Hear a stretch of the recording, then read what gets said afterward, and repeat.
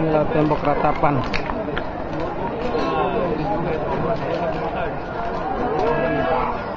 Excuse me. Go down the side.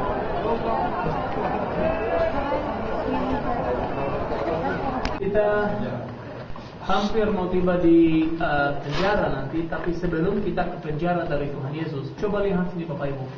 Ini adalah rumahnya dinas Kayafas. Nah, dinas artinya apa? Ini adalah rumah yang dikasih oleh pemerintah kepada imam besar pada saat itu 2000 tahun yang lalu, namanya Kayafas. Jadi Tuhan Yesus diadili berapa kali Bapak Ibu? 4 kali. Alkitab saya yang murah. Yang mahal jawab. Udah malu-malu semua.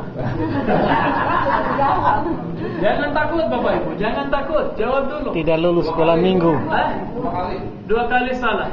3 kali betul. Ya. Kadang Lulus. gampang lupa sama Hanan Bapak Ibu. Ya, Oh. jadi 2 orang ya yang terkenal itu siapa? Kayafas sama bukan Herodes Pak. Pontius Hanan. Pilatus. Tapi juga ya satu oleh Hanan. Oke, sebelum kita lanjut Bapak Ibu, coba lihat. Sebelum orang diadili menurut tradisi Yahudi, menurut tradisi itu ya hukum-hukum Sanhedrin yang Sanhedrin. terkenal. Orang sebelum diadili harus disiksa 40 kurang 1 kali.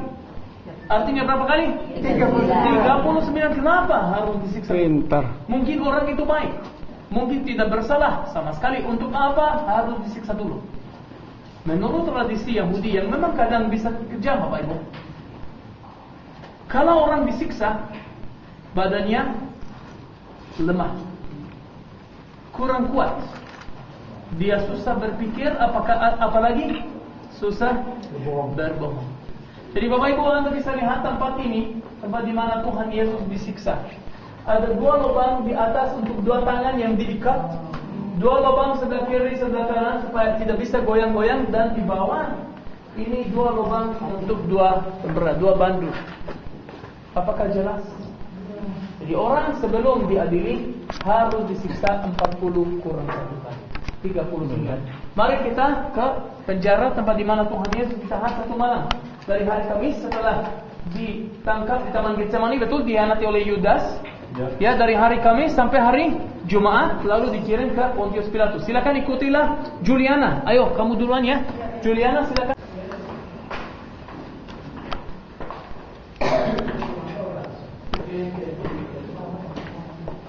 Accredit Byzantine causes. Tempat penyiksaan. Jadi kita harus tunggu sampai mereka selesai. Nah, sudah disiksa. Dijorokin. Kita tunggu dulu ya dari grup lain. Biar sama mereka.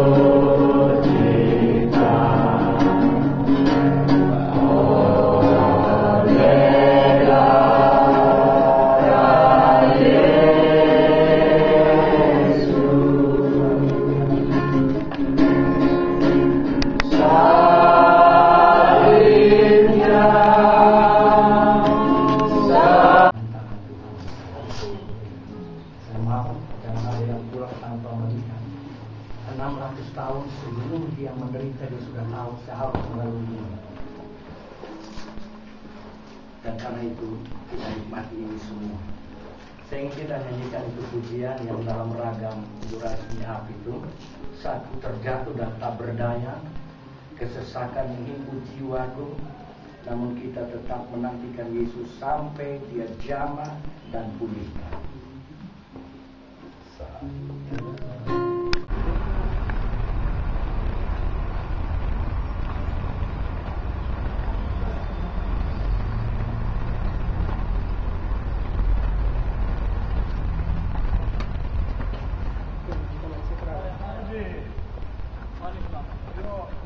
תגיד לי, זה מתי פותח פאדרנו?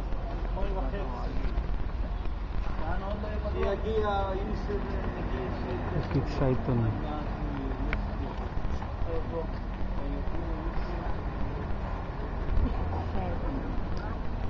מודי.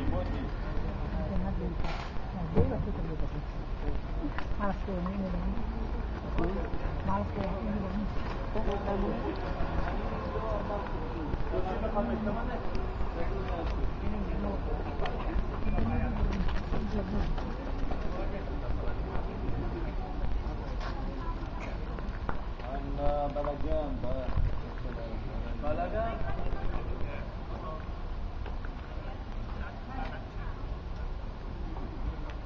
Ya, baik. Bapak Ibu, tolong dengar dulu Bapak Ibu. Ini sebelum kita masuk. Bapak Ibu, kita sudah tiba di kapel kenaikan ya. Kita berada di puncaknya Bukit Zaitun. Ya. Bapak Ibu, menurut tradisi, dan saya ulangi ya, menurut tradisi Tuhan Yesus naik ke surga dari sini. Kenapa saya bilang menurut tradisi, apalagi 2 kali saya bilang menurut tradisi 2 kali ini. Kenapa? Memang Bapak Ibu, menurut Alkitab Tuhan Yesus naik ke surga dari Bukit Zaitun, itu betul. Kalau Anda baca dari Kisah Para Rasul, ada tertulis bahwa Tuhan Yesus naik ke surga dari Bukit Zaitun. Tetapi persis dari mana? Bapak Ibu, kalau Kisah Para Rasul ditulis oleh siapa? Masih ingat? Lukas, betul. Menurut Lukas, yang sedikit lebih detail, menurut buku Lukas, Injil Lukas, ada tertulis gini Bapak Ibu, Tuhan Yesus memang naik ke surga dari dekat Betani, itu lebih tepat tempatnya. Jadi Betani ada di mana Bapak Ibu? Coba lihat Bapak Ibu. Kalau ini adalah contoh kita ya, ini adalah Bukit Zaitun. Coba pikir gini, ini Bukit Zaitun. Kita ada di mana? Di puncak, tempat yang paling tinggi, betul? Dari puncak 2 lereng yang turun. Satu lereng turun menuju ke barat. Barat artinya apa? Dominus Levitaman Getsemani, Bukit Moria, Dome of the Rock, Kubamas, ada di sini, barat. Itu semua di sebelah barat. Ada lereng lagi yang turun menuju ke timur Bapak Ibu, sampai ke tempat yang paling rendah di dunia, yaitu Laut Mati. Jadi Betani ada di mana? Betani ada di lereng yang turun menuju ke timur, kira-kira di sini Bapak Ibu. Tidak di puncak, tetapi di lereng. Sampai sini apakah jelas? Jelas. Oleh karena itu, kenapa tempat yang tinggi dipilih sebagai tempat suci? Bapak Ibu, Anda pikir dulu gini Bapak Ibu. Pada zaman Bizantin, kira-kira abad yang keempat, pada saat itu kebanyakan orang belum percaya sama Tuhan Yesus, belum menerima sama Tuhan Yesus. Jadi ini adalah ya agama yang baru Bapak Ibu. Ini adalah yang dilarang hukum. Belum ada sekolah Alkitab. Belum ada orang yang boleh baca Alkitab di tempat umum. Oleh karena itu orang Bapak Ibu kira-kira 2000 tahun yang lalu belum hafal Alkitab. Nanti waktu mereka Bapak Ibu mulai mengenali tempat-tempat yang suci, begitu mereka dengar Tuhan Yesus naik ke surga dari Bukit Zaitun, apa yang lebih masuk akal? Apakah Tuhan Yesus naik ke surga dari tempat yang tinggi atau dari tempat yang rendah? Apa lebih masuk akal? Pasti yang tinggi. Betul nggak? Oleh karena itu tempat ini dipilih. Tetapi sekali lagi saya ulangi, menurut tradisi. Kalau menurut tradisi Rusia Ortodok, Tuhan Yesus naik ke surga dari tempat itu. Coba lihat gereja yang tinggi. Bapak Ibu, kadang hanya Tuhan Yesus bisa jawab. Kadang kami mungkin sebagai manusia susah tebak, susah tahu. Tetapi sekali lagi menurut saya Bapak Ibu, Anda fokus dulu, konsentrasi dulu. seperti cerita dari Alkitab. Nah, tempat ini dipilih sebagai tempat suci, baru didirikan untuk pertama kali pada zaman Bizantin. Nanti gereja pertama dihancurkan oleh Khosrow II, yaitu raja dari Persia, waktu kesini pada tahun 614 setelah Masehi. Kemudian mulai dibangun lagi waktu zaman Perang Salib, Bapak Ibu. Oleh kesatria Perang Salib, Anda bisa lihat reruntuhan sejak zaman Perang Salib itu, ya, ada tiang-tiang di sini. Bisa lihat ada beberapa, ya. Sebelah itu juga di belakang ada. Tetapi gereja Perang Salib nanti juga mau dihancurkan oleh orang Turki karena mereka apa, beragama apa? Islam. Jadi gereja itu dihancurkan daripada gereja apa yang didirikan di sini? Masjid, betul. Ini adalah kubah dari masjid itu dan menara di depan. Bagian dari masjid itu. Sampai sekarang, kalau kami sebagai orang Katolik, Kristen yang percaya sama Tuhan Yesus mau masuk, harus bayar dulu sama orang Islam di sini. Karena mereka masih mengelola dan menguasai tempat itu. Apakah cukup jelas, Bapak Ibu? Cukup. Good. Jadi Bapak Ibu, tugas kita sebentar lagi, ya, kita nanti mau masuk, ya, sebentar lagi. Nanti tugas kita gini, Bapak Ibu, setelah tempat ini kita akan jalan kaki ke gereja Bapa Kami.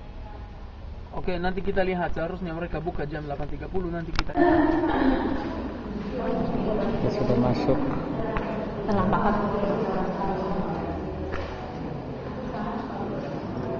Tempatnya bulat. Ini merupakan masjid. Yang mau foto silakan, nanti saya mau ke tempat.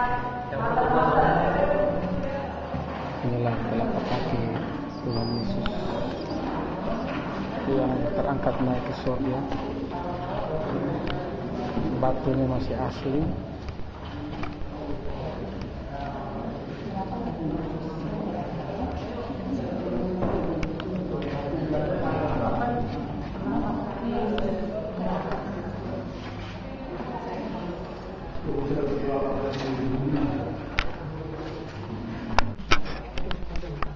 Oke, baik Bapak Ibu, kita sudah tiba di gereja Bapa Kami, ya. Nah, gereja Bapa Kami ini Bapak Ibu juga tempat di mana Tuhan Yesus mengajar murid-muridnya bagaimana doa Bapa Kami. Sekali lagi menurut tradisi. Wah, kenapa sekali lagi menurut tradisi? Bapak Ibu, kalau Anda baca di Alkitab, Matius pasal yang kelima, Tuhan Yesus lagi berkhotbah di atas bukit. Itu di daerah Tiberias, Galilea. Nanti pasal yang berikutnya, pasal nomor 6, Tuhan Yesus mengajar murid-muridnya bagaimana doa Bapa Kami. Artinya Bapak Ibu, Tuhan Yesus masih ada di daerah Galilea, bukan di Yerusalem. Oleh karena itu Bapak Ibu, saya sarankan, jangan fokus gedung yang baru dan gereja yang baru. Karena itu juga belum ada 2000 tahun yang lalu. Anda fokus cerita dari Alkitab. Bapak Ibu, ini adalah contoh. Murid-muridnya minta dari Tuhan Yesus sebagai anak dari Allah, silakan ajarilah kami bagaimana doa, sistem doa. Ini adalah Bapak Ibu sistem doa dari sumbernya, dari anak Allah yang hidup. Memang Bapak Ibu, kadang mungkin sebagai manusia kami gampang lupa sama Allah. Kalau semua baik, semua lancar, kadang bisa lupa. Itu manusia. Kapan mau ingat ada Allah? Kalau ada sesuatu yang kurang, mungkin kesehatan, uang, apa, masalah, sakit, penyakit, kecelakaan di jalan, tiba-tiba, wah, Tuhan, bantulah kita. Betul gak? Tetapi kalau semua baik, uang banyak, kesehatan luar biasa, gampang lupa. Tenang-tenang saja. Bapak Ibu, katanya Tuhan Yesus, kalau Anda mau berdoa, Anda harus menghormati Allah dulu. Jangan pikir tentang Anda sendiri, tetapi menghormati Allah. Ini coba lihat Bapak Ibu, bagaimana sistem doa. Coba dengar. Bapa Kami yang di surga, bukan kita sendiri, betul? tapi kasih hormat kepada Allah dulu. Bapa kami yang di surga, dimuliakanlah namamu. Bukan nama kita di sini. Datanglah kerajaanmu, jadilah kehendakmu. Ini harus kasih hormat dulu. Baru juga boleh berdoa untuk kamu sendiri di sini. Jadi Bapak Ibu, ini adalah cerita dari Alkitab, Bapak Ibu, bagaimana doa. Nah, Bapak Ibu, di sini sebetulnya gereja ini waktu didirikan, waktu dibangun untuk pertama kali, dibangun oleh orang Bizantin, oleh Ratu Helena sama anaknya Konstantinus pertama. Nah, siapa itu? Ratu Helena, salah satu ratu dari Roma, dari Italia. Dia yang mengikuti Roh Kudus menurut tradisi Katolik pada tahun 324. Dan dia yang mengenali tempat-tempat yang suci. Contohnya, tempat di mana Tuhan Yesus dilahirkan itu di mana? Di Bethlehem. Tempat di mana Tuhan Yesus dimakamkan, disalibkan, naikkan ke surga. Dan menurut tradisi itu, Ratu Helena mengenali tempat ini sebagai tempat di mana Tuhan Yesus naik ke surga. Bapak Ibu, gereja pertama di dunia dibangun di sini, Bapak Ibu, oleh Ratu Helena sama anaknya Konstantinus pertama. Dan Konstantinus pertama itu adalah kaisar Romawi pertama di dunia yang percaya, yang menerima sama Tuhan Yesus. Dia cukup kuat, cukup kaya, dan dia yang mendirikan gereja-gereja pertama di dunia. Pertama di sini, tempat dari mana Tuhan Yesus menurut tradisi itu naik ke surga. Lalu berikutnya Bethlehem, Makam Kudus itu yang kemarin, masih ingat tempat di mana Tuhan Yesus disalibkan, dimakamkan, betul? Jadi gereja pertama didirikan di sini sebagai gereja kenaikan. Namanya yang asli bukan Bapa kami tetapi Aleone. Dalam bahasa Latin artinya Bukit Zaitun. Aleone. Sampai sini apakah jelas Bapak Ibu? Jelas. Ya, nanti Bapak Ibu, gereja pertama dihancurkan oleh sekali lagi Cosmo II, raja dari Persia. Mereka tidak percaya sama Tuhan Yesus. Lalu yang datang ke sini orang perang salib yang mulai gereja baru di sini, tetapi hanya mulai, belum diselesai. Sampai sekarang Bapak Ibu tidak ada atap, bukan karena dihancurkan, tetapi belum diselesai. Apakah jelas? Nah, yang penting Bapak Ibu, nanti kita akan melihat ada di sini jumlahnya 159 macam bahasa. Termasuk bahasa Indonesia, bahasa Jawa, bahasa Batak, bahasa Sunda, bahasa Mandarin, ada semua. Oke, nanti kita akan jalan lagi dan melihat. Bahasa Sabu menyusul. Oke, saya sarankan mungkin Pak Abraham mau ya setelah dulu baca apa yang diajarkan oleh Yesus, Matius pasal 6. Ini ucapan Yesus. Dan apabila kamu berdoa, ayat yang kelima, dan apabila kamu berdoa, janganlah berdoa seperti orang munafik. Mereka suka mengucapkan doanya dengan berdiri dalam rumah-rumah ibadah dan pada tikungan-tikungan jalan raya, supaya mereka dilihat orang. Aku berkata kepadamu, sesungguhnya mereka sudah mendapat upahnya. Tetapi jika engkau berdoa, masuklah di dalam kamarmu, tutuplah pintu, dan berdoalah kepada Bapamu yang ada di tempat tersembunyi. Maka Bapamu yang melihat yang tersembunyi akan membalasnya kepadamu. Lagi pula dalam doamu, janganlah kamu bertele-tele seperti kebiasaan orang yang tidak mengenal Allah. Mereka menyangka bahwa karena banyaknya kata-kata, doanya akan dikabulkan. Jadi janganlah kamu seperti mereka, karena Bapamu mengetahui apa yang kamu perlukan sebelum kamu minta kepadanya. Karena itu berdoalah demikian. Mari kita semua berdoa. Bapa kami, Bapa kami yang di surga, dikuduskan namamu, datanglah kerajaanmu, jadilah kehendak-Mu di bumi seperti di surga. Berikanlah kami pada hari ini makanan kami yang secukupnya, dan ampunilah kami akan kesalahan kami, seperti kami juga mengampuni orang yang bersalah kepada kami. Dan jangan membawa kami ke dalam pencobaan, tetapi lepaskanlah kami daripada yang jahat. Karena Engkaulah yang punya kerajaan dan kuasa dan kemuliaan sampai selama-lamanya. Amin. Nah, ini dia dalam bahasa Indonesia. Halo. Indonesian. Ada Palembang. Onze Vader die in de hemel zit. O naam worden geheiligd. O hier komen. Oh Sunda. Kanjeng Rama no linggih di sawarga. Mugi jenengan. Oh dibaca Jawa ya. Sunda Malaysia. Mata kumang kerajaan.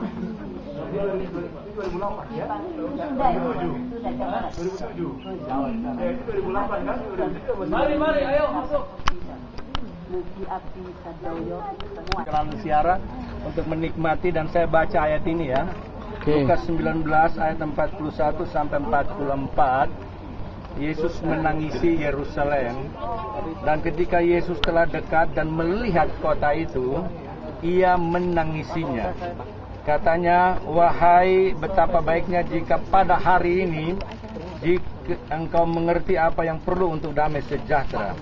Tapi sekarang hal itu tersembunyi bagi matamu, sebab akan datang harinya bahwa musuhmu akan mengelilingi engkau dengan kubu, lalu mengepung engkau dan menghimpit engkau dari segala jurusan, dan mereka akan membinasakan engkau beserta dengan pendudukmu, dan pada tembokmu mereka tidak akan membiarkan satu batu pun tinggal terletak di atas batu yang lain, karena engkau tidak mengetahui saat bila mana Allah melawat engkau.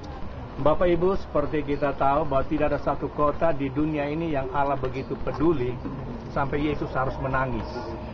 Orang-orang Israel berkata, hai Yerusalem, jika aku bisa melupakan engkau, lebih baik tanganku jadi kering, lebih baik lidahku melekat pada langit-langitku, jika aku melupakan Israel atau Yerusalem. Dan di dalam Yesaya 62 dikatakan, oleh karena Sion aku tidak bisa berdiam diri, oleh karena Yerusalem aku tidak bisa tinggal tenang. Kita ada di sini, kalau Yesus sampai harus menangis Yerusalem, mengapa kita tidak berdoa untuk Yerusalem? Mengapa kita tidak menangisi Yerusalem lebih daripada seperti yang Yesus tangisi? Kita datang di sini, ini satu peringatan buat kita. Siapkan diri, kita akan mengangkat tangan dan memberkati Yerusalem. Oke. Nah baik Bapak Ibu, sebelum berdoa saya tambahkan satu hal lagi untuk mengingat perjalanan Tuhan Yesus. Jadi Bukit Zaitun, ini tempat kita berada di lereng, lalu Bukit Moria yang memisahkan Bukit Zaitun dengan Bukit Moria adalah Lembah Kidron atau Lembah Yosafat. Nah Bukit Sion yang paling jauh di sana Bapak Ibu, itu yang gereja besar sekali. Nah waktu Tuhan Yesus jalan, waktu Tuhan mengadakan perjamuan makan malam terakhir di Bukit Sion, dia turun ke Getsemani. Getsemani di bawah dari gereja yang kubah emas ini, di kakinya dari bukit ini di bawah. Jadi di Bukit Sion ke Taman Getsemani, dari situ Tuhan Yesus ditangkap dibawa ke rumah Kayafas, ke Bukit Sion lagi di sana Bapak Ibu. Yang ada gereja besar turun sedikit, ada kubah, itu gereja Saint Peter Galigantu yang kemarin kita kunjungi. Nah dari situ Tuhan Yesus diadili ke tempatnya Pontius Pilatus. Dari yang kubah emas ini ke kanan itu ada menara masjid. Nah dekat situlah tempat yang kemarin kita kunjungi Via Dolorosa. Kemudian dari situ Tuhan Yesus dibawa memikul salib ke Golgota. Dari kubah emas, Bapak Ibu lihat ke sebelah kanan ada dua buah kubah yang warna abu-abu. Nah yang itu, nah itulah letak dari gereja Holy Sepulchre atau gereja Makam Kudus, Golgota. Jadi bisa bayangkan ya, perjamuan makan malam terakhir, Getsemani dibawa ke rumah Pilatus, dibawa ke rumah Kayafas, ke Pilatus, baru kemudian ke Golgota. Tapi tembok kota Yerusalem ini sudah banyak berubah. Yang dulunya harusnya ada di dalam, sekarang ada di luar. Dulu Golgota itu ada di luar, sekarang ada di dalam. Nah kalau kita berdiri di zaman Tuhan Yesus, kira-kira ya di sini ini tempat kita berdiri di sini adalah Bait Allahnya dulu Bapak Ibu. Ini komplek Bait Allah yang waktu itu dikatakan Tuhan Yesus tidak ada satu batu pun yang akan bertumpuk satu dengan yang lainnya. Amen. Nah ini udah hancur seperti yang tadi Pak Abraham bacakan, hancur semua dan sekarang berdiri Dome of the Rock. Dome of the Rock. Nah dulu ruang masuknya di sini. Oke, ya, silakan. Oke, kita akan oh Yerusalem dan semua mengangkat tangan, kita memberkati Yerusalem. Oh Yerusalem, kota mulia, hatiku rindu ke sana.